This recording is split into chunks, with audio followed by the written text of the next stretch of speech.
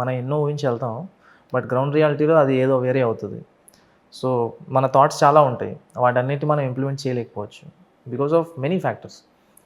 ఒకటి resources crunch అవ్వచ్చు, man power crunch అవ్వచ్చు, మన ఐడియాస్కి మన ప్యాషన్కి ఉన్న వేవ్ లెంత్ వేరే వాళ్ళతో మ్యాచ్ అవ్వకపోవడం అవ్వచ్చు. ఇప్పుడు నేను ఒక్కడిని కలిసి ఇది చేయలేను కదా, నాకు ఒక మంచి టీం కావాలి. ఆ టీంకి కూడా నేను చెప్పేది వాళ్ళకి ఫస్ట్ అర్థం అవ్వాలి. నేను ఎంత ప్యాషనెట్గా ఉన్నానో ఆ టీం కూడా అంతే ప్యాషనెట్గా ఉండాలి to get the work done. So అంత మంచి టీం దొరకపోవడం వల్ల అవ్వచ్చు. సో కొన్నిసార్లు నేను కూడా సరిగ్గా పనిచేసి ఉండకపోవచ్చు. సో డిఫరెంట్ ఫ్యాక్టర్స్ ఉంటాయి. కొన్నిసార్లు పొలిటికల్ ప్రెషర్స్ వల్ల అవ్వచ్చు. చాలా ఫ్యాక్టర్స్ ఉంటాయి దానికి. మనం అనుకున్న 100% ఇంప్లిమెంట్ చేయలేము చాలాసార్లు, కానీ 50-60% ఇంప్లిమెంట్ చేసినా ఇట్స్ ఎ గ్రేట్ థింగ్ అని నేను గట్టిగా నమ్ముతాను అనమాట. బేసికల్గా ఎవరైనా యూపీఎస్సీ రాసేది, సివిల్ సర్వీసెస్ రాసేది to become an SP and to become a collector. ఇవి బేసిక్ థింగ్స్. సో నేను last year 1 year back SP అయినప్పుడు, అంటే నేను చైర్లో కూర్చోకముందు జస్ట్ ఐ వాజ్ రీవిజిటింగ్. అసలు నేను ఎందుకు ఎగ్జామ్ రాశాను, ఇప్పుడు నెక్స్ట్ నేను ఏం చేయాలి, this is my first district, so how should I run the district. ఇంకోటి ఏంటంటే పోలీస్ స్టేషన్కి ఎవరు వచ్చినా కంప్లైంట్ తీసుకొని you should never go back unsatisfied. Proper సాటిస్ఫాక్షన్తోనే వెళ్ళాలి. ఇంకోటి ఏంటంటే నన్ను ఎవరై కలవడానికి వచ్చినా కానీ నిజంగా వాళ్ళకి ప్రాబ్లం ఉంటే అది నా చేతుల్లో ఉంటే, అది చేసే కేపబిలిటీ నాకు ఉంటే I should solve it 100%. And I should solve it as soon as possible. దాన్ని డిలే చేసి జస్టిస్ని డినై చేయడానికి కాదు, వీలైనంత త్వరగా. ఒకవేళ నా చేతిలో పని అయితే అట్లీస్ట్, ఒకవేళ నా చేతిలో పని కాకపోతే at least I should pay attention to what they are saying. I should listen to their words. అప్పుడు అట్లీస్ట్ వాళ్ళకి ఆ సాటిస్ఫాక్షన్ వస్తుంది. అలాగే పబ్లిక్ పోలీస్ మధ్య రిలేషన్ అనేది పెరుగుతుంది. ఇప్పుడు ఊరికేదే పెరగదు. ట్రూ. అండ్ దానికి చాలా హార్డ్ వర్క్ చేయాల్సి వస్తుంది. అండ్ ఇంకోటి నేను చేసింది ఏంటంటే, ప్రాబ్లీ ఎవరు చేసి ఉండరు అట్లాంటిది, అది వాళ్ళు చెప్తేనే నాకు తెలిసింది ఇట్లా ఎవరు చేయలేదని. నేను సెప్టెంబర్లో డిస్ట్రిక్ట్లో జాయిన్ అయ్యాను. September 2nd మా డిస్ట్రిక్ట్ ఓపెనింగ్ అయిపోయింది. మా హానరబుల్ చీఫ్ మినిస్టర్ వచ్చేసారనమాట. దాని తర్వాత మళ్ళీ నేను మార్చ్లో 6 months అయిన తర్వాత అక్కడ ఏంటంటే అండి, ఛత్తీస్గఢ్లో ఏంటంటే ప్రతి డిస్ట్రిక్ట్లో డిఫరెంట్ సమాజాలు ఉంటాయి. అది కాస్ట్ బేస్డ్ సమాజ్ అవ్వచ్చు, రిలీజన్ బేస్డ్ సమాజ్ అవ్వచ్చు, ఆక్యుపేషన్ బేస్డ్ సమాజ్ అవ్వచ్చు. ప్రతి సమాజం వాళ్ళ సమాజ్కి ఒక ఐడెంటిటీ క్రియేట్ చేసుకున్నారు. ఆ సమాజ్కి ఒక కొంతమంది లీడర్స్ ఉంటారు అనమాట. సో ఆ సమాజ్ ఏం చేయాలన్నా ఆ లీడర్స్ చెప్తే వాళ్ళు చేస్తారు. దో ఇట్ ఈస్ లీగల్, అది అంటే వాళ్ళు ఇల్లీగల్గా ఏమీ చేయరు, కానీ they will certain amount of power ఆ సమాజ్లో. డిస్ట్రిక్ట్ పీస్ఫుల్గా ఉండాలంటే ఫస్ట్ ఆ సమాజాలన్నీ ఏమీ చేయకుండా పీస్ఫుల్గా ఉండాలి అని నాకు అర్థమైంది. నేను ఫస్ట్ డిస్ట్రిక్ట్ ఎంటర్ కాగానే ఏం చేశానంటే అందరూ ఆ సమాజ్ లీడర్స్ని పిలిచాను. రోజుకి 2-3 అట్లీస్ట్ పిలిచి జస్ట్ ఫర్ ఎ టీ పిలిచి వాళ్ళతో మాట్లాడడం. మీ సమాజంలో ఏం ఇష్యూస్ ఉన్నాయి, మిమ్మల్ని బాదర్ చేసే ఇష్యూస్ ఏంటి, నా చేతిలో ఉంది ఏంటి, మీరు నెక్స్ట్ ఏం చేయబోతున్నారు, ఏంటి పరిస్థితి, అదేదాన్ని we use to meet everyone. అప్పుడు ఏంటంటే డిఫరెంట్ పర్స్పెక్టివ్స్ డిస్ట్రిక్ట్ గురించి, వాళ్ళు ఏం ఆలోచిస్తున్నారు డిస్ట్రిక్ట్ గురించి, నేనేమనుకుంటున్నాను అనుకోవాలి, నాకు అర్థమయ్యింది.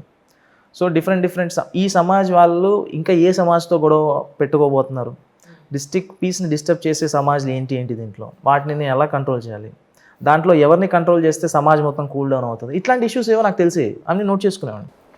సో డిస్ట్రిక్ట్ని we could run very peacefully. మళ్ళీ 6 months తర్వాత I called every samaj, I called the media. సమాజ్ని కూర్చోబెట్టాను, నేను కూర్చున్నాను. ఒక 200 people ఉన్నారు. అది నేను పేపర్ కటింగ్ చూసాను, యూట్యూబ్లో కూడా ఒక చిన్న 200 people ఉన్నారు. నేను కూర్చున్నాను, మీడియా కూర్చున్నాను అనమాట. And I gave mike to everyone. 6 months అయిపోయింది, ఇప్పుడు నా tenure. మీరు నా గురించి ఏమనుకుంటున్నారు, 6 monthsలో నేను చేసిన మంచి పనులు ఏంటి, చెడ్డ పనులు ఏంటి, నేను ఎక్కడెక్కడ ఇంప్రూవ్ చేసుకోవాలి, పోలీసులు ఎక్కడెక్కడ ఇంప్రూవ్ చేసుకోవాలి, మనం ఏ డైరెక్షన్లో వెళ్తే డిస్ట్రిక్ట్ ఇంకా బెటర్గా అవుతుంది. సో ఇవన్నీ నేను ఆలోచించి మీడియాని పిలిచి వాళ్ళకి చెప్పాను అనమాట, చెప్పమని. And we have done pretty well, అందుకే నాకు కాన్ఫిడెన్స్ ఉంది. అండ్ ఇంకోటి ఏంటంటే దట్ వాస్ కంప్లీట్లీ అన్ప్రిపేర్డ్. వాళ్ళు ఏం మాట్లాడతారో నాకు తెలియదు, అండ్ మీడియా కూడా లైవ్లో రికార్డ్ చేస్తుంది. వాళ్ళు కొంచెం ఏదైనా తేడాగా మాట్లాడితే I can get transferred also. అసలు ఎందుకు ఇట్లాంటి ప్రోగ్రామ్ పెట్టాల్సి వచ్చింది నువ్వు అని. ఎందుకంటే ఇంకోటి ఏంటంటే నేను చూసింది ఏంటంటే పోలీస్ సర్వీస్ అనేది ఇట్స్ ఎ థ్యాంక్లెస్ జాబ్. మీరు ఎంత చేసినా కానీ పీపుల్ విల్ ఎక్స్పెక్ట్ మోర్. ఏదో ఒకటి వాళ్ళు మళ్ళీ లూప్ హోల్ పాయింట్ చేసి దే విల్ టెల్. సో అయినా కానీ I was pretty much confident. నేను బాగా చేసినప్పుడు భయపడాల్సిన అవసరం లేదని చెప్పి వాళ్ళందరినీ పిలిచి మీడియాని కూర్చోబెట్టి ప్రతి ఒక్కరికి మైక్ ఇచ్చింది. ట్రెమెండస్ రెస్పాన్స్ వచ్చింది. నేను ఊహించిన దానికంటే మంచి రెస్పాన్స్ వచ్చిందనమాట. సో అట్లాంటి పనులు చేయడం వల్ల ఏమవుతుందంటే ఇంకా ఆ క్రెడిబిలిటీ అనేది ఆబ్వియస్లీ ట్రూ. పెరిగిపోతుంది. అండ్ అది నాకు చాలా ప్లస్ అయిపోయింది. కానీ యాక్చువల్లీ నేను విన్నది ఏంటంటే, నేను సీనియర్ మోస్ట్ ఆఫీసర్స్ ఎప్పుడైనా రిటైర్ అయిన వాళ్ళని నేను ఇంటర్వ్యూ చేసినప్పుడు, వాళ్ళు ఏ జిల్లాల్లో ఏ కలెక్టర్స్ కానీ అక్కడున్న ఎస్పీలు కానీ వాళ్ళు చేసే డెవలప్మెంట్స్ కానీ వాళ్ళు చేసే మిస్టేక్స్ కానీ చాలా క్లియర్గా అబ్జర్వ్ చేస్తుంటారు. సీనియర్ మోస్ట్ అంటే వాళ్ళకి రిటైర్ అయిన తర్వాత వాళ్ళకి ఇంకా ఎక్కువ టైం దొరుకుతుంది to focus their particular situations. మీ విషయంలో నాకు ఒక సీనియర్ మోస్ట్ ఆయన అన్నది ఏంటంటే, ఒకానొకప్పుడు కలెక్టర్ని కలవాలన్నా, ఎస్పీని కలవాలన్నా, ఒక ఐపీఎస్ ఆఫీసర్ని కలవాలన్నా చాలా ప్రోటోకాల్స్ ఇవన్నీ ఉండేవి. ఈ అబ్బాయి ఎలా అంటే జనాల్లోకి వెళ్తున్నాడు. జనాలు ఎవరైనా ఒక వ్యక్తి కానీ ప్రజల్లోంచి సొసైటీలోంచి ఒక తన సమస్య కోసం వెళ్ళినప్పుడు డైరెక్ట్గా అతన్ని కలవగలిగే అవకాశాన్ని ఇస్తున్నాడు ఆ అబ్బాయి.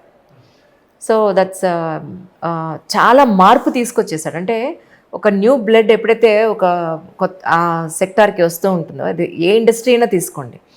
సో మార్పులు ఇలా తీసుకొచ్చినప్పుడు ఏమవుతుందంటే కొత్త కొత్త రిఫార్మ్స్ జరుగుతూ ఉంటాయి, జనాలకు మంచి జరుగుతుంది అని. That's really congratulations in that point of view.